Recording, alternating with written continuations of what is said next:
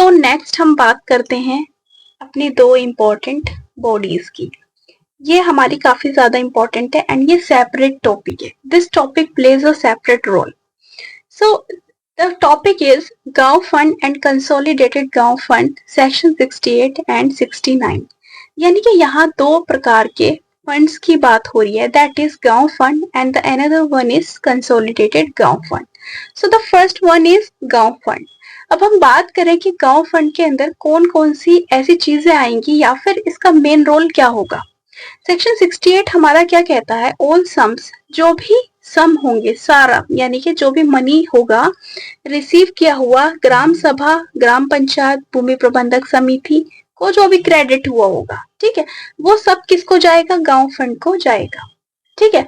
और यहाँ पर सेकंड बात करी जा रही है कि जो अमाउंट ऑफ डैमेज है, कंपनसेशन है, जो भी हमने क्या देखा था कि सेक्शन 67 के अंदर हम कंपनसेशन अमाउंट रिसीव कर रहे थे किस व्यक्ति से, जिसने अलॉटेड किसी प्रॉपर्टी को पजेस कर लिया था रॉन्गफुली। ठीक है, तो वो जो हमारा कंपनसेशन है इस तरीके के, वो सब हमारे कहा जाएंगे, कंसोलिडेटेड गांव फंड के अंदर जाएंगे।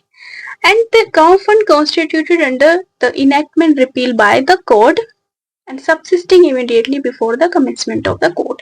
यानी कि जैसे ये कोड आया हमारा, वैसे ही ये रोल प्ले कर देगा अपना क्या, गांव फंड एंड कंसोलिडेटेड गांव फंड। नेक्स्ट हम बात करते हैं सेक्शन नंबर 69 की, दैट इज कंसोलिडेटेड गांव fund, which is very important. So the consolidated गांव फंड मीन्स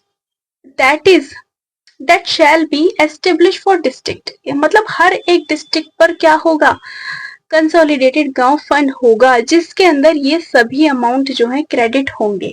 कौन से, पहली बात होती है कि जो भी अमाउंट हमने 68 के क्लोज 1 के अंदर देखे, दैट इज कंपनसेशन, सभी compensation, and the next one is contribution by collector. यानी कि जो कॉन्ट्रीब्यूशंस हुई थी कलेक्टर के द्वारा 69 के क्लोज 2 के अंदर, वो भी हम सब कहाँ क्रेडिट करेंगे, कंसोलिडेटेड गांव फंड के अंदर। एंड नेक्स्ट इज अदर, ये टर्म है अदर अमाउंट्स, तो इसकी एक शॉर्ट ट्रिक है, that is CCO। CCO means compensation, contribution and others. ये सब हमारा CCO किस में आता है, कंसोलिडेटेड गांव फंड के अंदर आता है।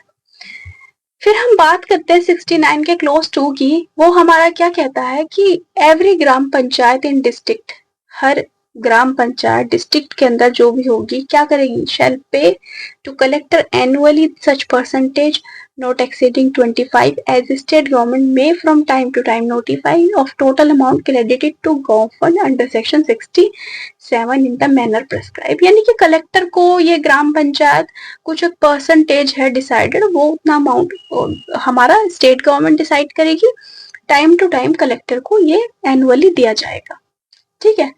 फिर हम बात करते हैं नेक्स्ट, एप्लीकेशन ऑफ कंसोलिडेटेड गांव फंड, सेक्शन नंबर 69 क्लोज 3। इसको आप याद रखिएगा, सेक्शन नंबर 69 क्लोज 3, यानी कि हर एक क्लोज के अंदर एक डिफरेंट बात हो रही है। जैसे कि अब यहाँ क्लोज 3 में एप्लीकेशन की बात हो रही है, अप्लाई कैसे होगा ये।